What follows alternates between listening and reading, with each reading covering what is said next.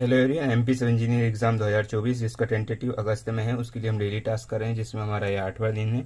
और जहाँ तक बात है नोटिफिकेशन की, तो नोटिफिकेशन आपको जून के लास्ट तक में इसका नोटिफिकेशन या फिर इसके रिलेटेड जो भी अपडेट है आपको देखने को मिल जाएगी। जून के लास्ट में मतलब आज हो गई 26 तारीख, आपको और 4 दिन में 30 तारीख तक में आपको अपडेट मिल जाएगी। ठीक है, तो नोटिफिकेशन तो आएगा ही, क्योंकि देखो टेंटेटिव कैलेंडर में डल गया है, तो ये तो जो है वैकेंसी तो इसमें आना ही है ना। टेंटेटिव कैलेंडर डल चुका है और अगस्त में इसका क्या है, आपका एग्ज़ाम है, तो इसमें वैकेंसी तो आना ही है। तो इसमें ज़्यादा नोटिफिकेशन के लिए परेशान नहीं होना है। अगर मैं और बढ़ेगा भी तो उसमें हमको ही पढ़ने के लिए थोड़ा सा उसमें समय मिलेगा। ठीक है, अब हम बात करते हैं डेली टास्क में क्या कर रहे थे। तो हम कर रहे थे मैथ्स में हम क्या कर रहे थे, तो मैथ्स में हम कर रहे थे PYQ। और PYQ भी कौन से, जो कि ESB के द्वारा जो 22-23 में आयोजित हुए थे। ठीक है, 22-23 में आयोजित हुए थे विभिन्न परीक्षाओं के। तो उसमें हमने ग्रुप 4 के कर चुके थे। ग्रुप 4 जो स्टेनो का होता है उसका कर चुके थे। हम फॉरेस्ट के कर रहे थे, जेल प्रहरी और वन रक्षक के, तो जिसमें हमने 6 वीडियो कर चुके हैं 15 में से। और ये आपको करना है कहाँ से, परफेक्शन एकेडमी। आप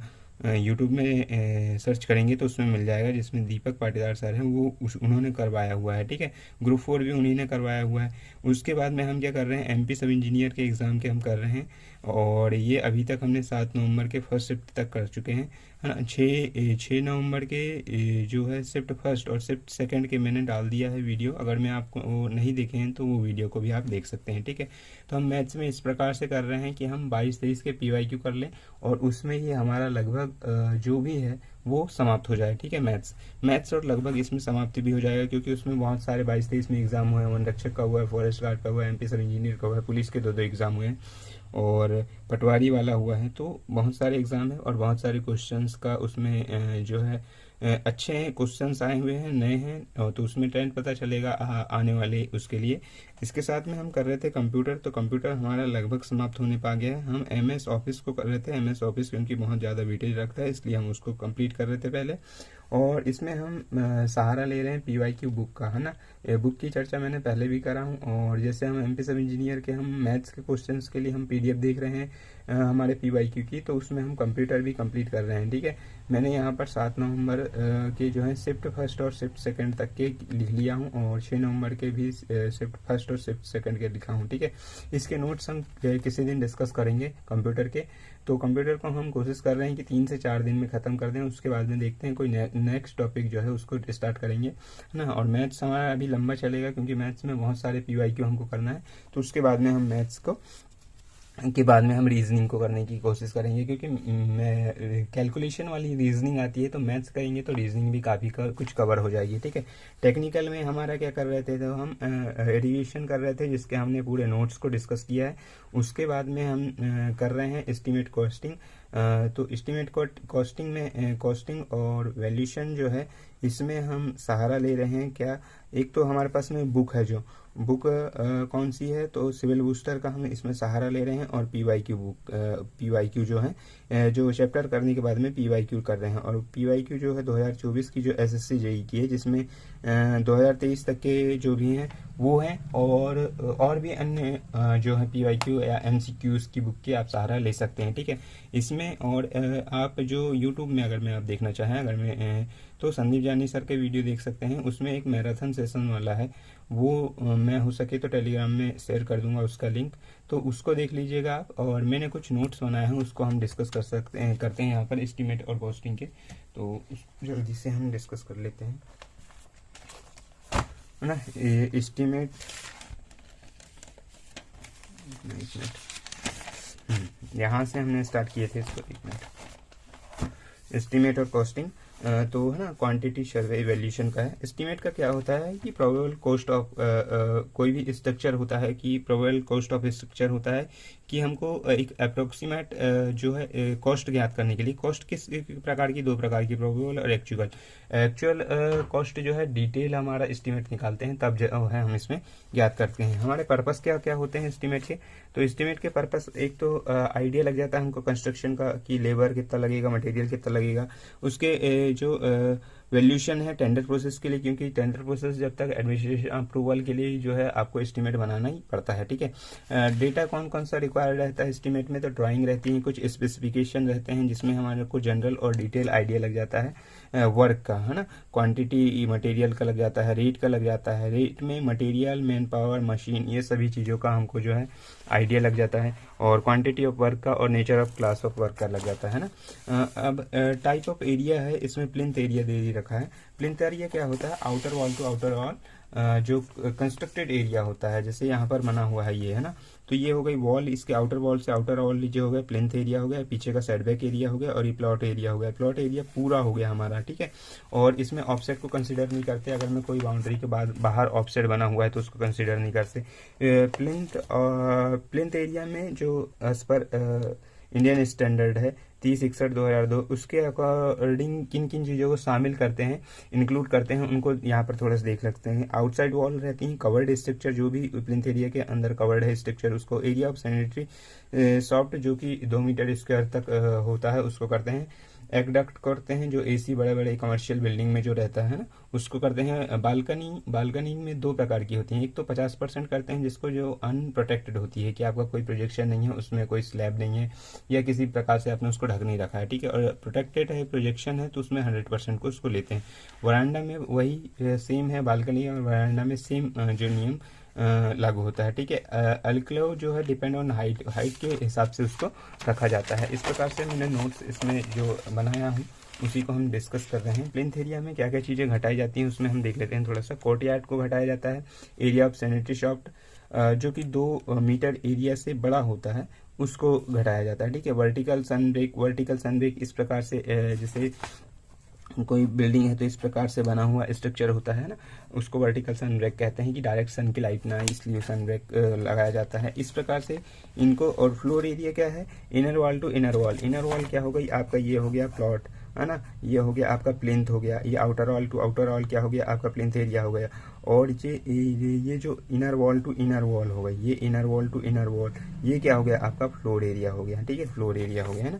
इसी को कारपेट एरिया भी बोलते हैं, अनशीबल स्पेस जो होता है कारपेट एरिया, है ना। और इसमें जो है कौन कौन से कारपेट एरिया में शामिल करते हैं, wall area, kitchen, water closed, WC bathroom, lift, staircase, AC duct, electricity installation, और circulation area, entrance hall, workshop room. इस प्रकार से इनको जो है उसमें जोड़ा जाता है, ठीक है। सर्कुलेशन क्या हो गया, movement of people around between structure of building, तो जहाँ मूवमेंट हो सक रहा है उसको सर्कुलेशन एरिया कहेंगे। Horizontal circulation, vertical circulation, horizontal में आपका बालकनी, कॉरिडोर, ओपन स्पेस हो जाएगा। वर्टिकल में लिफ्ट, स्टेयरकेस और एस्केलेटर वगैरह हो जाएगा, ठीक है। सेटबैक एरिया की अभी हम चर्चा करें कि ये जो हो गया आपका plinth area, outer wall to outer हो गया, और जो बचा है जो कंस्ट्रक्शन नहीं हुआ है वो क्या हो गया आपका सेटबैक एरिया हो गया, ठीक है। तो सेटबैक एरिया जो है फ्यूचर के लिए जो है उसको छोड़ा जाता है ना।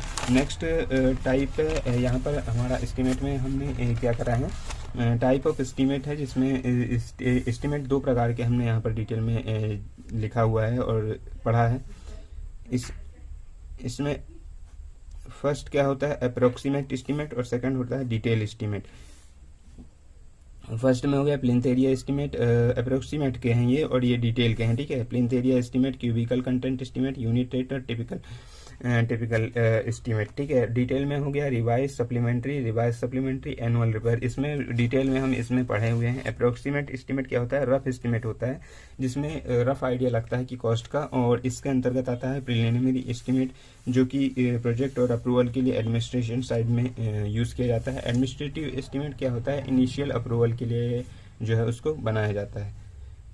फाइनेंशियल सेक्शन जो है इसके बाद में, जैसे एडमिनिस्ट्रेशन अप्रूवल हो जाता है तो उसके बाद में फाइनेंशियल सेक्शन लिया जाता है। उसके बाद में प्लिंथ एरिया एस्टीमेट है। सेकंड में हमारा अप्रोक्सीमेट एस्टीमेट का प्लिंथ एरिया एस्टीमेट है, जिसमें अप्रोक्सीमेट कॉस्ट, मतलब इसमें जो प्लिंथ एरिया है, इसमें प्लिंथ एरिया और रेट ऑफ प्लिंथ एरिया, मान लो प्लिंथ एरिया दिया है आपको कि प्लिंथ एरिया आपका दे दिया है कि 10 मीटर स्क्वायर है, और यहाँ पर प्लिंथ एरिया रेट कितना दे दिया है, 1000 दे दिया है, तो यहाँ पर क्या निकल जाएगा हमारा प्लिंथ एरिया एस्टीमेट निकल जाएगा।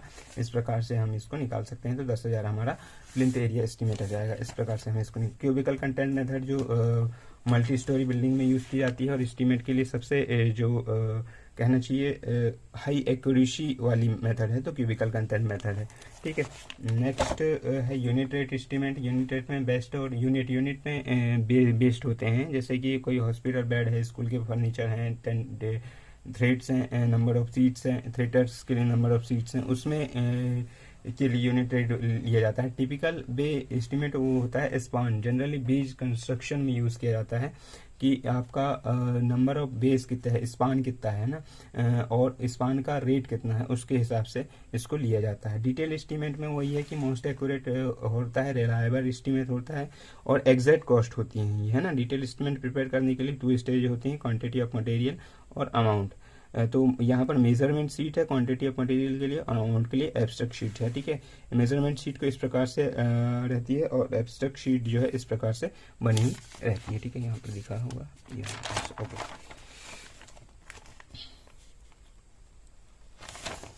थोड़ा सा हम इसमें और देख लेते हैं। सप्लीमेंट्री एस्टीमेट क्या हो गया, आपका फ्रेश डिटेल एस्टीमेट है और detail estimate plus supplementary estimate. Supplementary estimate जब कोई भी चीज़ 5% से ज़्यादा बढ़ जाती है, हमारे टोटल कॉस्ट से 5% इंक्रीज हो जाता है, तो उसमें लिया जाता है, ठीक है। रिवाइज एस्टीमेट जो है, रिवाइज एस्टीमेट 10% तो उसका जो है उसका बढ़ना चाहिए, तो उसमें रिवाइज एस्टीमेट को लिया जाता है, ठीक है।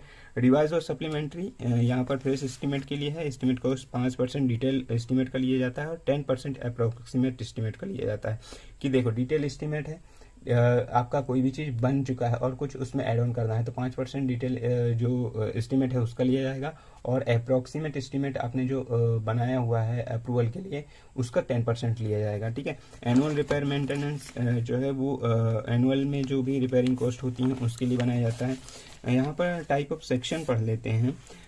सबसे पहले ये क्वेश्चन आया हुआ भी है बहुत बार, एडमिनिस्ट्रेशन सेक्शन। ये क्या होता है, प्रपोजल कोई भी है एडमिन को जाता है, वहाँ से फाइनेंस डिपार्टमेंट में जाता है, वो पता करते हैं कि फंड है क्या नहीं, उसके बाद एडमिनिस्ट्रेशन लेवल पर जाता है, फिर एडमिन लेवल पर वो जाके एडमिनिस्ट्रेशन जो है उसमें अप्रूवल होता है, ठीक है। उसके बाद में फाइनेंशियल सेक्शन पर आता है, फाइनेंशियल सेक्शन में पता किया जाता है कि उस वर्क को करने के लिए, उस प्रोजेक्ट को करने के लिए हमारे पास फंड है कि नहीं, और फंड वहाँ से लोकेट किया जाता है और प्रपोजल को भेजा जाता है। फिर उसके बाद में टेक्निकल सैंक्शन दिया जाता है कि वहाँ पर रिसोर्सेज का पता करता है। देखो डिटेल सर्वे, वहाँ पर डिटेल ड्राइंग की जाती है, डिटेल एस्टीमेट किया जाता है, स्पेसिफिकेशन किए जाते हैं और फिर उसको सबमिट किया जाता है टेक्निकल सेक्शन के लिए और फिर टेक्निकल सैंक्शन किया जाता है, ठीक है। ऑर्डर ऑफ सैंक्शन क्या हो सकते हैं, देखो फर्स्ट में एडमिनिस्ट्रेशन हो गया, फाइनेंशियल हो गया, टेक्निकल हो गया, ठीक है।